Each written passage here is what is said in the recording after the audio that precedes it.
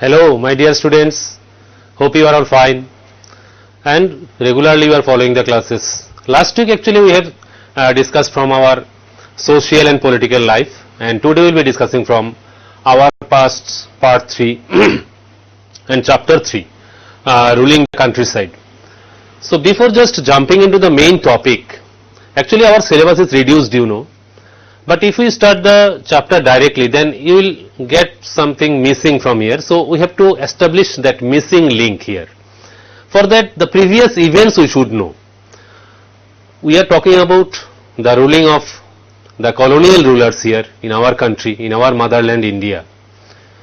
Of course, you have the idea about various countries, those were developing at a certain period of time, and they were in target of capturing markets around the world. Actually, they wanted to establish colonies in various parts of the world. Portuguese, Hollanders, French, Dutch, and lastly the British. They had mainly two intentions: to collect the finest quality of raw materials from various countries, and they had the idea where what is found. We are talking about the finest quality goods, say for example cotton, other spices, various types of jute, silk. So all these types of raw materials which were very much necessary for the other countries to be exported were found in our country abundantly. Ample amount of those raw materials were available, and actually our people here, the indigenous people, did not have any idea that how costly these goods can be. So they captured our country, they made India as a colony. There was always clash, fighting among those business groups. They were always involved in fighting among themselves, because everyone has the same target: to capture the market here for buying the raw materials, to sell their products. And by that time, industrial revolution was started in England and flourished in, spreaded in other parts of the world, especially in the European countries. So the impact is capturing of market in the Asian countries and other African countries. And the consequence was that they were in conflict with the Indian rulers. Not all the rulers were same. Say for example Siraj-ud-Dowla, the Nawab of Bengal. He was not convinced by the policies adopted by the East India Company. East India Company, one of the most important one. They have ruled here for a long period of time, though they arrived here as the business group, but basically their intention was to capture the total administrative system. And as I said, making colonialism, it doesn't mean only to capture the market, collecting the raw materials and selling their product. It was not limited in this minimum matter. They wanted to change the total system, the administrative pattern, economic system, social structure, religious matters, everything they wanted to change, modify, so that it would be easier for them to convince people to sell their product. The ultimate goal was same: to make maximum profit by selling their products here. So accordingly they proceeded. As I said, Siraj-ud-Dowla, the Nawab of Bengal, he came to know that company was making fort here without taking proper permission from the Nawab. They wanted to make the mint over here for printing currencies and all, and they wanted to make the fort here to bring their soldiers, weapons, ammunitions and all. Now if a business group wanted to conduct the business over here, then what is the use of all these soldiers, ammunitions, arms, weapons? So the idea clicked in the mind of Nawab that yes, something wrong was going. Means they wanted to capture the total system, they wanted to go in conflict, direct clash with the Nawab. So accordingly, they continued in this manner. And gradually there was direct clash and Battle of Plassey took place in 1757. All of you know.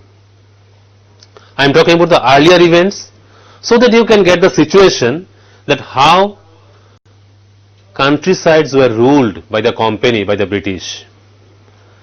So in the Battle of 1857, actually no true battle was fought. There was conspiracy against the Nawab by Mir Jafar and others with the company. Company promised Mir Jafar that he will be the Nawab after removal of Sirajuddaulah. So he was convinced enough and there was fight. It's a mockery actually.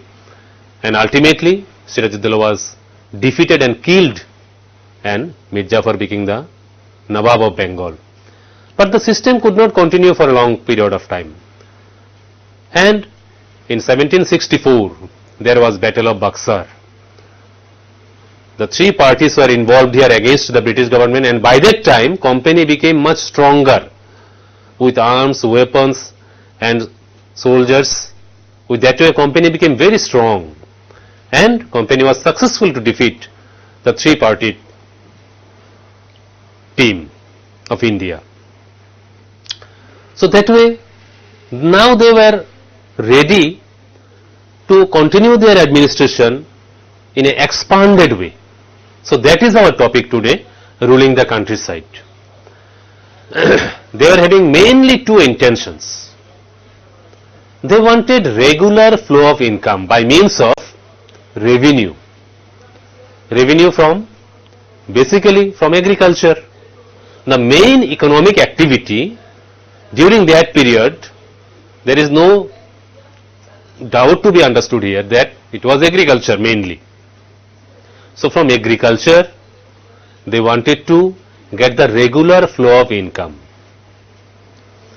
They were not just happy with the business, they wanted regular flow of income from the revenue collected from agriculture, from various types of products.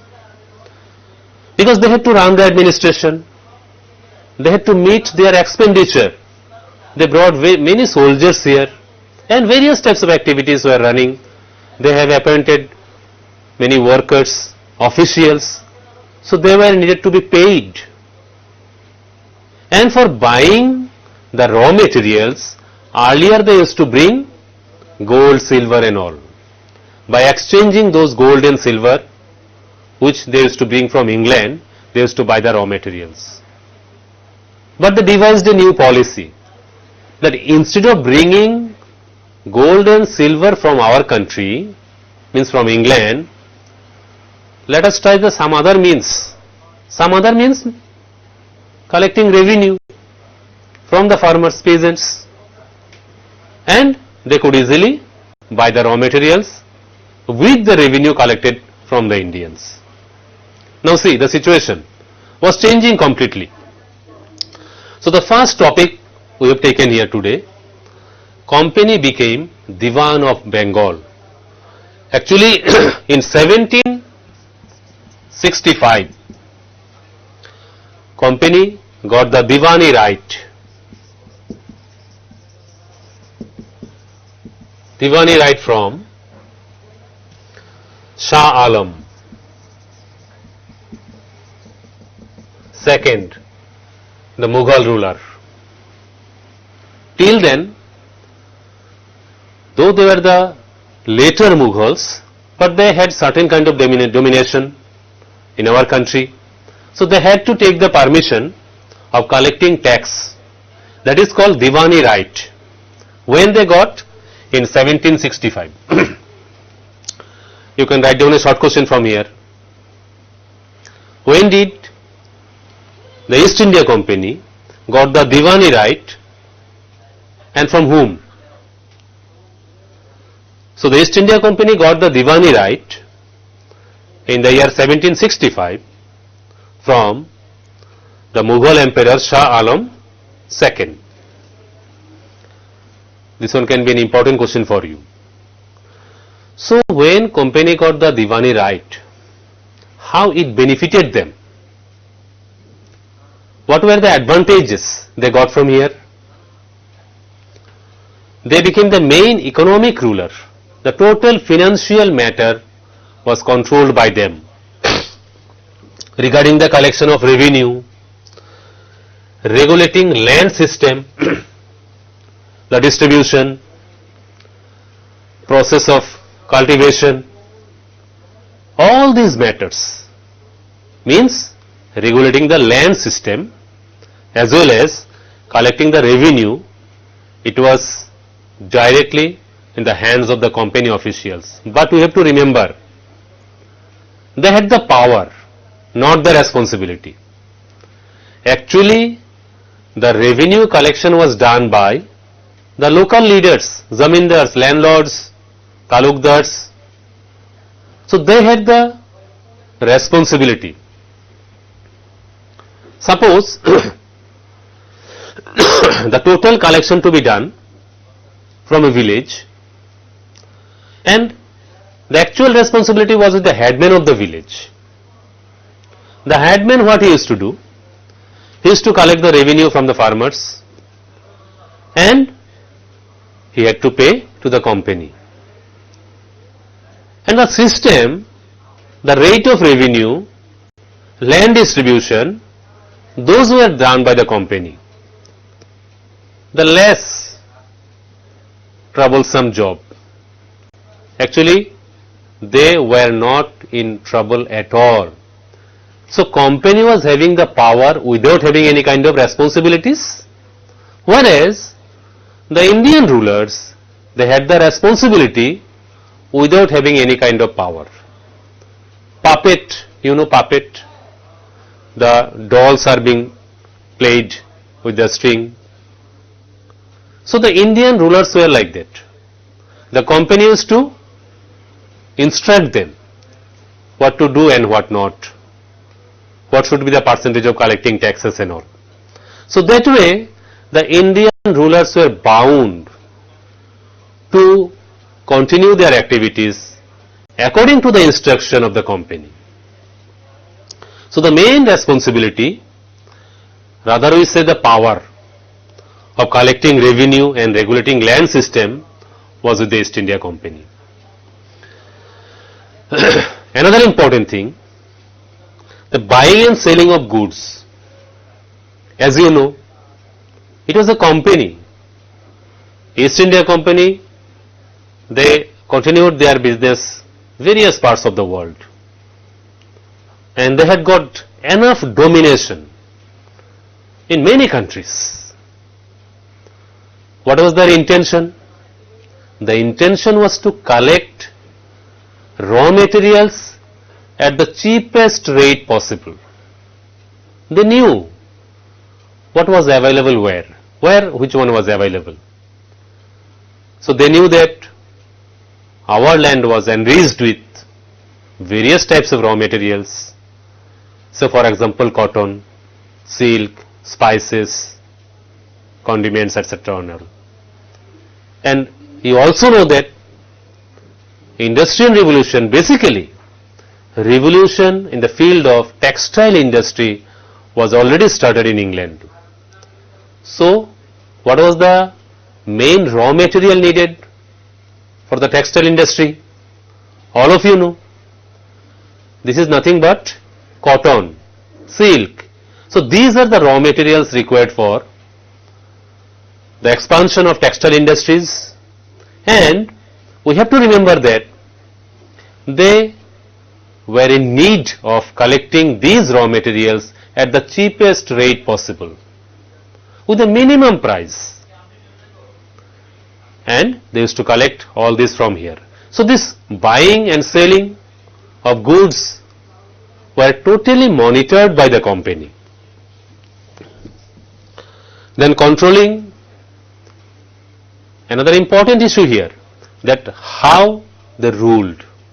After becoming Diwan of Bengal, how they actually ruled. As I told you, they had the power, not the responsibility. So who were responsible for running the administration, for collecting taxes? The local leaders. the local rulers. They knew it very well, the company officials knew it very well that if we want to continue our administration in proper manner here, then we must remain in good connectivity with the local leaders, local rulers. So local rulers were captured by the company. They were well monitored by the company. So accordingly, because the local leaders were not strong enough in financial matters, they were not having enough soldiers to protect themselves, then what to do? They were bound. They were bound to be monitored by the company officials. They had nothing to do. So definitely the local zamindars, talukdars, landlords, whatever you call, they were controlled by the company. And what was the instruction? To collect revenue as much as possible. Any way, every possible way. Torture the peasants, punish the farmers and collect the revenue. That was the instruction. Another important feature during this period was to grow necessary crops for the company. You just think about that period. There was no such a developed agricultural process that we find today, no? Nowadays, there is enough advanced technology has come, advanced method of agriculture, high yielding varieties of seeds, machineries, those are being used. Fertilizers, pesticides, by which farmers are able to produce huge quantity of goods, crops, whatever they like. And there is no particular season, anytime they can grow. But during that period it was not that easy. But they were bound to do so. They were forced to grow those crops which were very much necessary for the company to collect and to export in other countries. What were those crops? As I told you, for the textile industries, cotton is required, silk is required. Then indigo, we are coming in the later part of this chapter, collection of cultivation of indigo. It's a major event. Indigo revolution, we are coming to the discussion of these topics. Of course you will find interest. So the necessary crops were grown by the farmers as they were instructed by the company. But they had to grow those crops, not only the food crops. Now the agriculture was going on in a particular direction. Such way the agriculture was converted, changed, that not all the people were happy enough with this system. So the farmers, the artisans, they were bound to leave the villages. The villages were abandoned. They left, the farmers, artisans, they left the villages. They abandoned the villages. And moreover, there was crop failure. Why? Due to drought. There was no rain for months over there, especially in Bengal.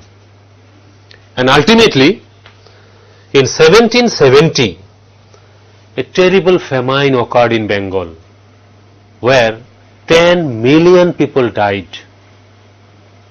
In that terrible famine, 10 million people died. Can you imagine? In those periods, in 1770, what was the total population of Bengal?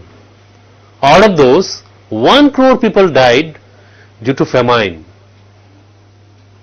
No production of food. Everything was dried. Farmers left the village. There was none to grow crops. And people suffered a lot. people suffered from hunger. There was no food for them at all. And why this consequence occurred? Just due to the harsh policy of the East India Company. They wanted to grow those crops which were they in need. Okay, they were in need of certain crops which were to be exported in other countries, not the food crops. And at the same time there was drought, no rain at all, and there was no proper irrigation system that time. As we find present day, the developed irrigation system, it was not there that time, no? So definitely the farmers suffered, they left the village and fields after fields left without any crop. And as we have found, in 1770, 10 million people died in Bengal famine. You know, one of the most famous Bengali novelist, Bankim Chandra Chattopadhyay, he wrote about this famine in his famous book Anandamath. Anandamath.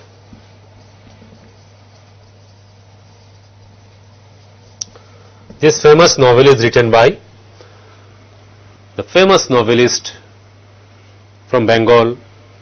He is none other than Bankim Chandra Chattopadhyay. If you get any scope, read this. You will realize the situation, how people suffered during that period of famine. So, you can write down some short questions from here, from this discussion, that what was the role played by company when it became the Diwan of Bengal, or what were the policies adopted by the East India Company when it got the Diwani right.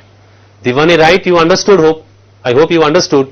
Diwani right means the right to collect taxes, right to collect revenue is called the Diwani right. They got in 1765.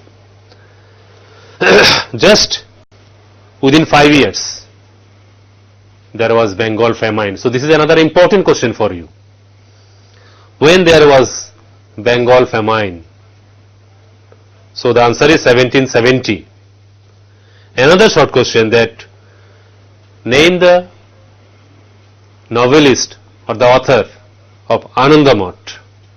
So the answer is Bankim Chandra Chatterjee. So these are certain important short questions you can write from here, and the role of company as the Diwan of Bengal, this one also you can prepare. Now we shall find out another important part from here, that is development of agriculture. Now see, after the famine, after the Bengal famine, company realized the situation is going beyond the control of them.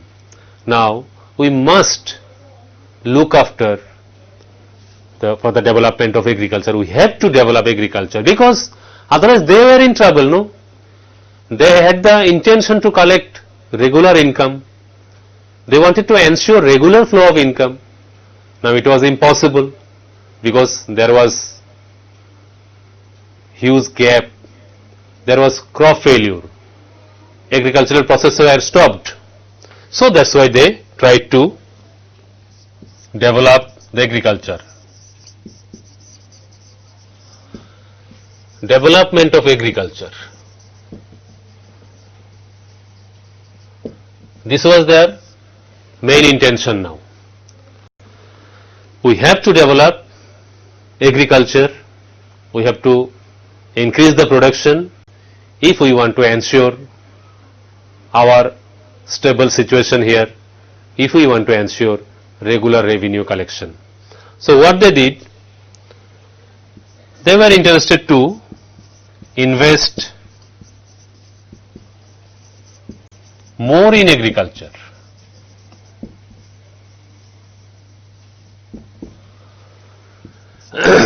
Now it was not enough to invest only. the policies were supposed to be changed. So what they did, on experiment basis, they made contract with the farmers or with the landholders, say first for 1 year, then 5 years, then 10 years. So like that they made contract with the landholders. Land was given to the highest bidder.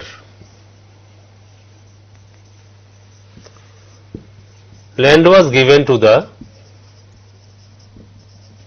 highest bidder. Who is the highest bidder here? Highest bidder means the person who will be able to pay the maximum amount of revenue, he will be handed over the land, and that is also permanently. From here the concept of permanent settlement comes. Initially for 1 year, 5 years, 10 years they made the contract, and later on company thought that let us make the permanent contract, permanent settlement with the landholders. Accordingly the bidding was started. The highest bidder was given the responsibility of collecting revenue, and the ownership of the land was ensured that if you continue collecting revenue in proper manner according to the rate decided by the company, then you will remain the owner of the land forever. That was the situation. Now see the problem. Initially it looks fantastic, but problems were there. Company thought that if the zamindars were given the land permanently, then they will be interested for the development of agriculture.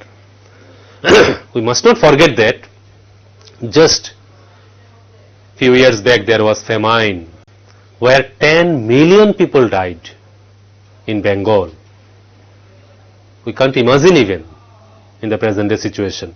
So the company's idea was that if the landlords were given the rights of the land permanently, then they will be interested for the development of agriculture. But the things went in a different manner. The idea of the company was not fulfilled. The zamindars were not at all interested for the development of agriculture. Rather, they used to force the peasants to give them maximum quantity of tax, and it became impossible for the peasants to pay such a high rate of revenue. And that's why the peasants were bound to leave the villages. The situation did not change actually.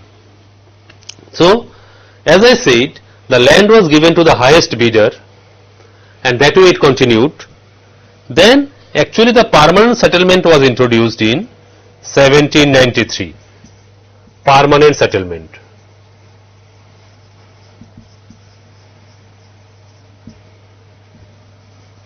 Permanent settlement was introduced in Bengal. The local zamindars, landlords, talukdars, their rights to the land was ensured.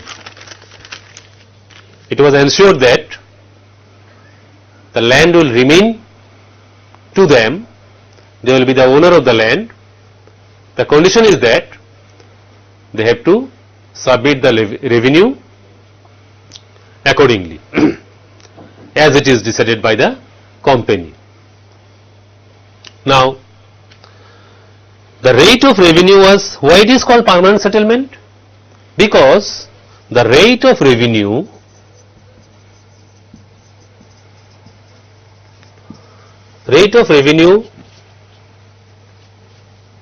was decided permanently.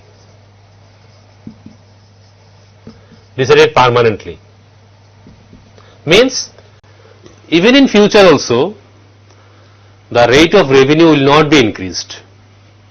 So that way the zamindars and the peasants were ensured that even in future the rate is not going to be changed. And company, as it thought that due to this permanency, zamindars will be interested for the development of agriculture and they will cooperate with the farmers, but actually the things went in a different manner. Now let us find out the problems of permanent settlement. So from here one short question you can write. You can write down one short question. I am writing one question here. When permanent settlement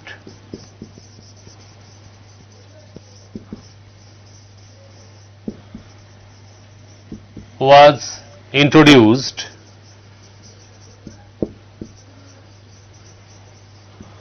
in Bengal, when permanent settlement was introduced in Bengal? So the answer is 1793. So this way you can prepare some other questions also. Okay. Now we shall see the problems of permanent settlement. The policies which were devised by the company was not successful actually. So problems of permanent settlement.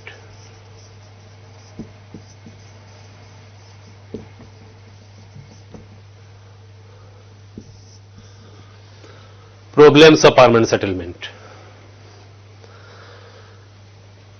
What was the first problem? That the zamindars were not interested at all for the development of agriculture. The zamindars were not interested for the development of agriculture. And if they failed to pay the revenue, the right of the lands were taken away from them. If failed to pay the revenue, the land right was taken back.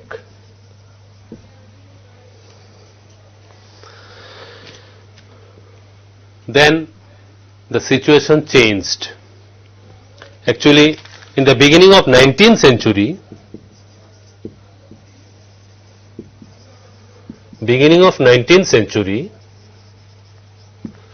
situation changed. How the situations were changed?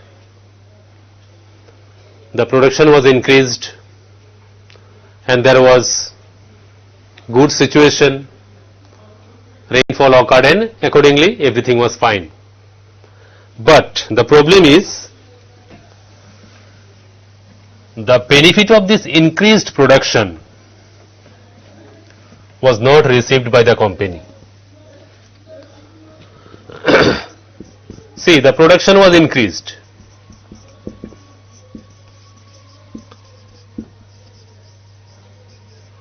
Production was increased, but the company did not get the benefit.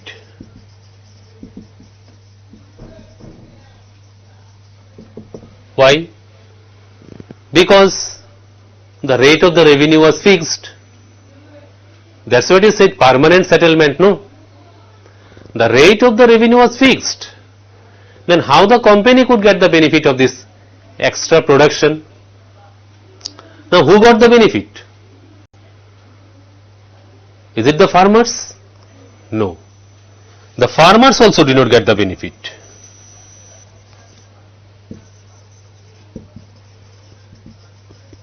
Farmers also did not get the benefit. Then who got the benefit? The landlords, zamindars. They collected the revenue in excessive amount and they submitted the revenue to the company according to the rate fixed by them, and the peasants were the worst sufferer because they worked hard, more crops were produced, but their situation did not improve. They are forced to pay huge amount of revenue, and the zamindars got the maximum benefit here, not the company nor the peasants, only the intermediaries, the zamindars, the landlords got the benefit of this permanent settlement. Ultimately, the situation changed, so it was necessary. Now see, from here also you can make one question. This one is also very important for you, that what were the problems of permanent settlement? What were the problems you have found? What are the problems of permanent settlement that you have found here? That though the situation was changed in the beginning of 19th century, the production increased, but company did not get the benefit. And if the zamindars failed to pay the tax on due time, the rights of the land was taken back from them. Farmers were the worst sufferer. They had to pay excess revenue to the zamindars. So that way, these were the problems of this permanent settlement. So a new system was necessary to be devised. A new policy was to be adopted. Now let us see, after the failure of the permanent settlement, what was the new policy came here? It was Mahalwari system.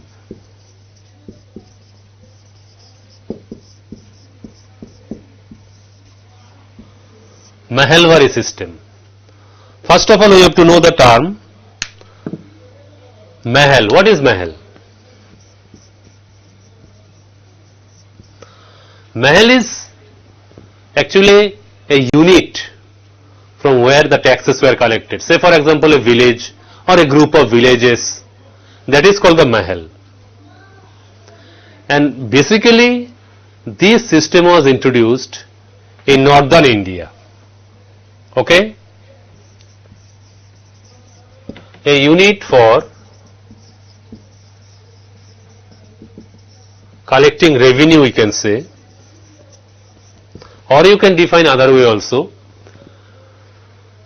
Actually it was found in northern India.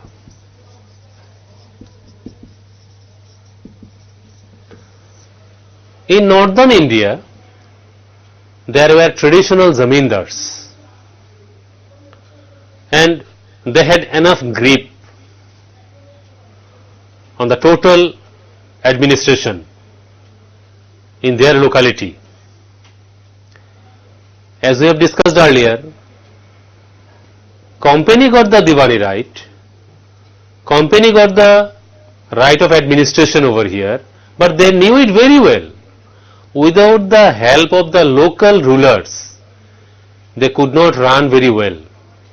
So they had to capture, control the local rulers. So accordingly, they adopted the policy in North India. The system was named as Mahalwari system.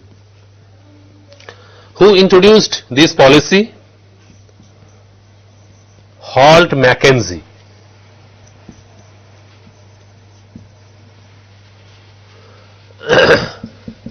Holt Mackenzie. Especially he started this system in Uttar Pradesh. This Mahalwari system was introduced by Holt Mackenzie in Uttar Pradesh initially. Then in the other parts of North India it was spreaded. So here also you can write some short questions that name the new policy of collecting revenue which was introduced in North India after the failure of permanent settlement. So what was the answer? What is the answer? The answer is Mahalwari system. Mahalwari system was comparatively a new system which was introduced in North India after the failure of permanent settlement.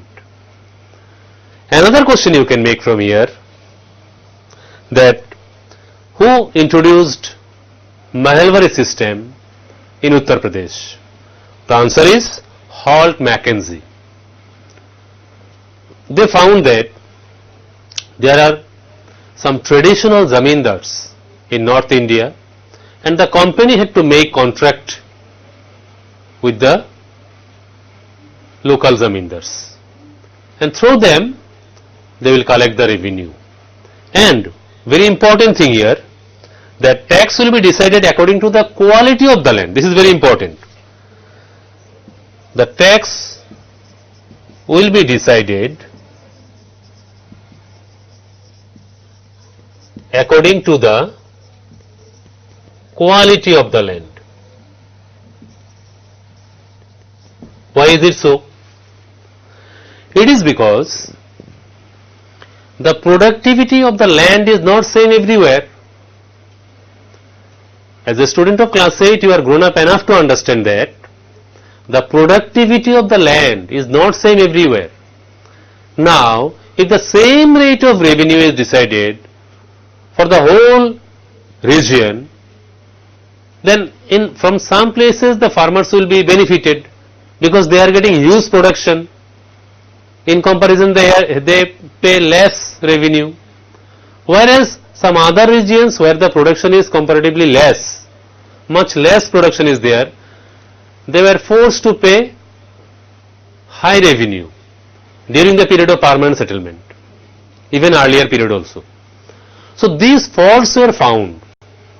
These problems of permanent settlement was detected, and that's why this new policy was adopted, that the revenue on the land will be decided according to the production capacity of the land, not just on the quantity of land. A farmer may have a huge quantity of land, but if the productivity is low, then he won't be able to pay the tax as decided by the company. Whereas a farmer with small plot of land, if that land is very fertile, then he will be able to grow enough crop from there. Hope you are getting the point.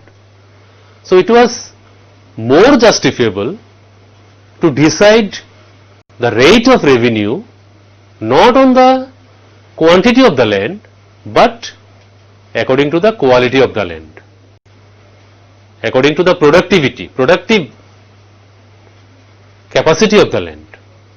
So this was a new, comparatively a new system under Mahalwari system. And the total tax collection was to be done by the headman of the village. So accordingly, it continued this system. So the question can be asked, in which part of India it was introduced? In which part of India Mahalwari system was introduced? Actually in North India, where traditional zamindars were there with whom company made the direct contact. So these short questions, and along with one broad question also you can write from here, that write a short note on Mahalwari system, okay, which will carry more than 1 mark. Write a short note on Mahalwari system. This one also can be a question for you. The main features of Mahalwari system, who introduced it and what were its main features. This one also can be a question for you. Now in North India, after the failure of permanent settlement, in North India we have found the Mahalwari system, the other part of the country. In South India, a different policy was adopted, which is called Monroe system.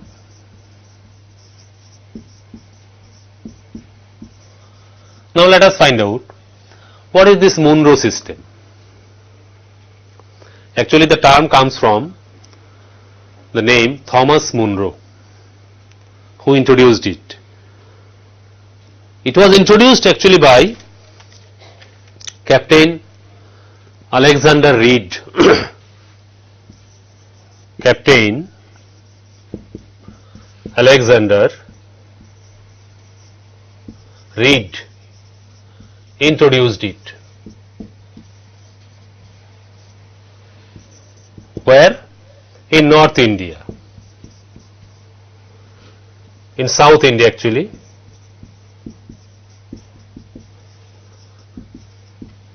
In South India, Captain Alexander Reid introduced the Monroe system. A different one actually. Though the name comes from Thomas Monroe, who further developed it. Thomas Monroe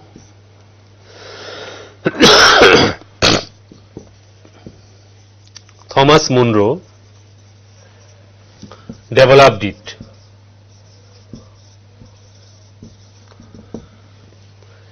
They found one difference here. We have found that in northern part of our country there were traditional zamindars. So the company could maintain direct contact with the zamindars who would collect the tax for the village. The headman of the village had the responsibility to collect the tax from the whole village and to submit to the company. So zamindars used to collect the tax from the farmers. Now in this Monroe system, the other name we must know, it is also called Rayatwari system. Rayatwari system, the other name of Monroe system. Rayat means the farmer, the producer.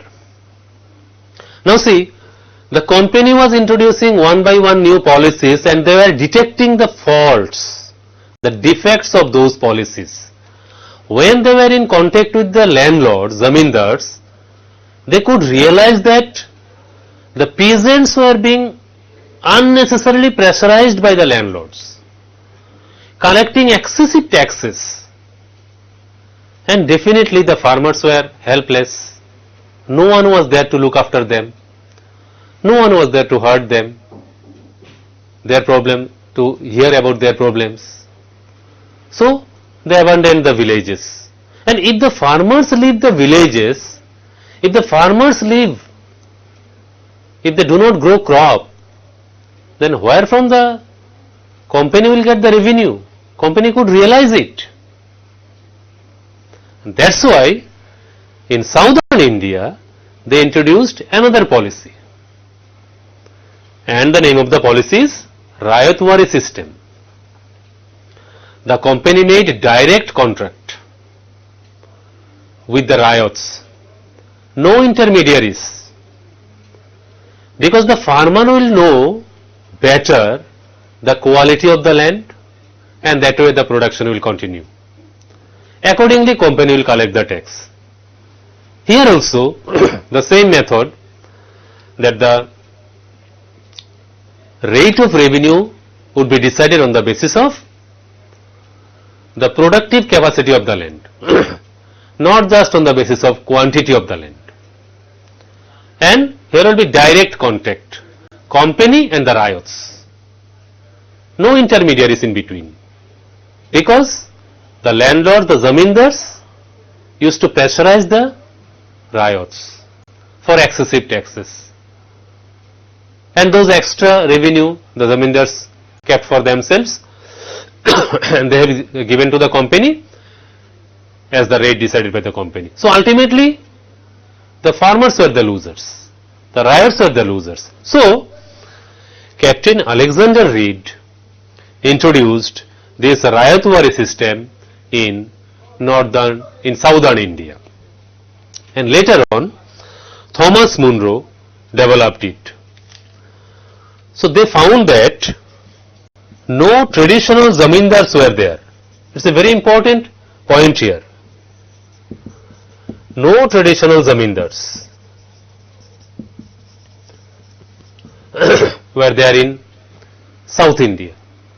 That's why it was became easier for them to make direct contact with the ryots, and that way the ryots also got the benefit. The company could realize the actual situation, the productivity of the land, the condition of the ryots. So it was comparatively a better system, we can say. So that way we found two different systems of revenue collection in North India and in South India. Hope you can realize here. So from here you can make some short questions, and if you write one broad question from here or a short note, that write a short note on Rayatwari system, this one can be a question for you. I am writing some questions, it will be better for you. You can make the answer very easily. Write a short note on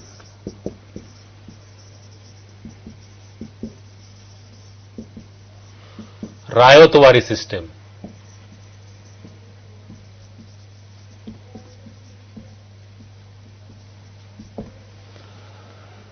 Which was also known as Munro system. Munro system, because it was developed by Thomas Munro. Next question can be, who introduced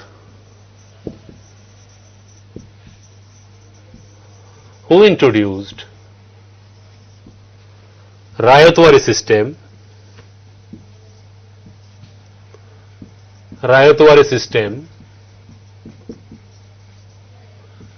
in South India?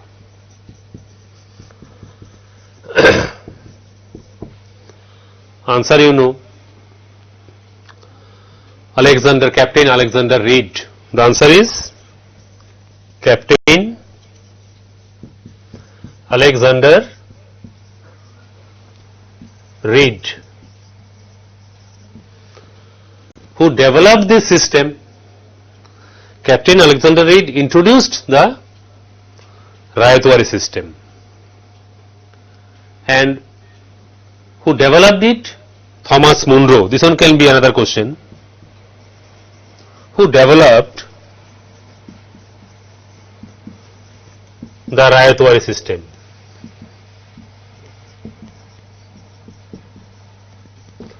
Answer is Thomas Munro.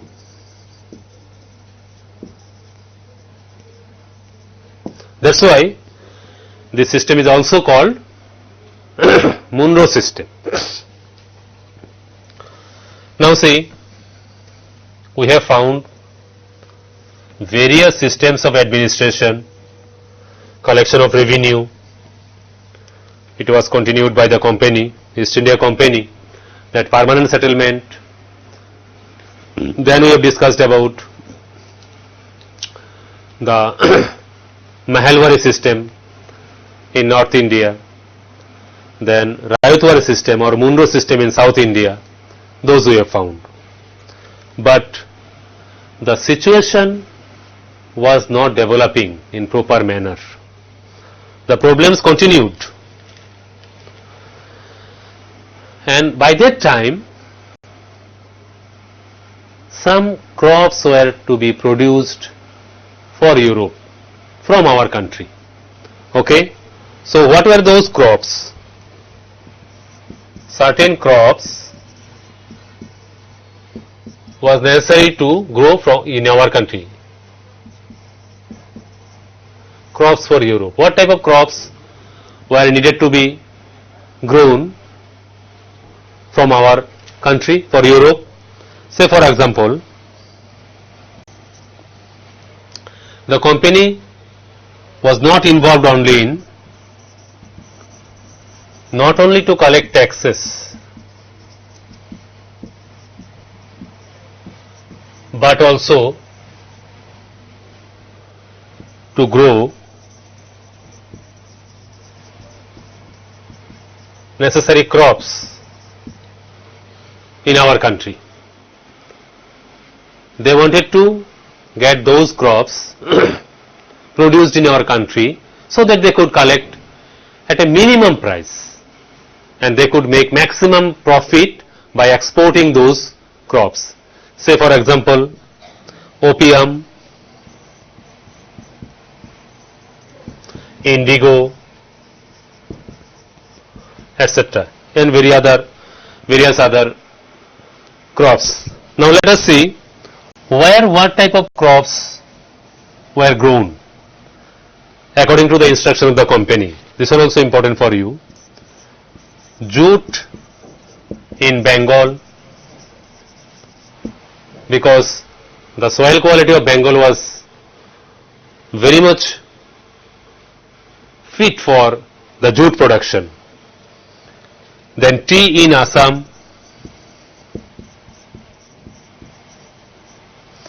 Okay, you know, till today, even in this period also, there is enough quantity of tea is produced in Assam. Then sugarcane in UP.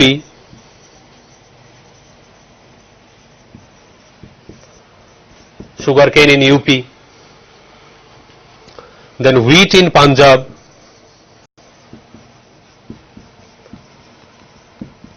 Wheat in Punjab. Even these states are still famous for this particular crops still today. Then cotton in Maharashtra. Cotton in Maharashtra.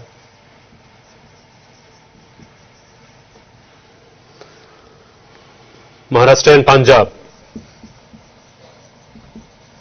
Cotton was produced both in Maharashtra and Punjab. And rice in Madras. Rice in Madras. So these were certain places, states where those particular types of crops were grown because they had the favorable conditions over there, and company used to get the benefit of those. Now especially there was demand for Indian indigo due to the industrial revolution, especially for the production of textile goods. Indian indigo was the best. Indian indigo used to produce finest color. Though there was in comparison another plant was there, oud, whose name is oud. But this oud did not produce much brighter color. A violet type or dull, pale blue type color used to produced by oud. That's why the producers in England, in other parts of the world, they preferred Indian indigo. The problem is, for the production of indigo, the fertile lands were there. The places which were thickly populated, where the farmers used to grow other crops, rice and all, those places were suitable for growing indigo. So farmers were not at all interested to grow indigo, but they were forced. Company officials included some other officials for indigo cultivation, and accordingly it continued. So the farmers were forced, they were punished if they say no to the indigo cultivation. And ultimately, finally in 1859, the farmers revolted against this. They said there will be no further indigo production. And ultimately when there was chemical indigo was invented, so it was not necessary to produce indigo plants. But about this indigo cultivation, there is a great impact of this indigo revolt in the Indian freedom struggle also.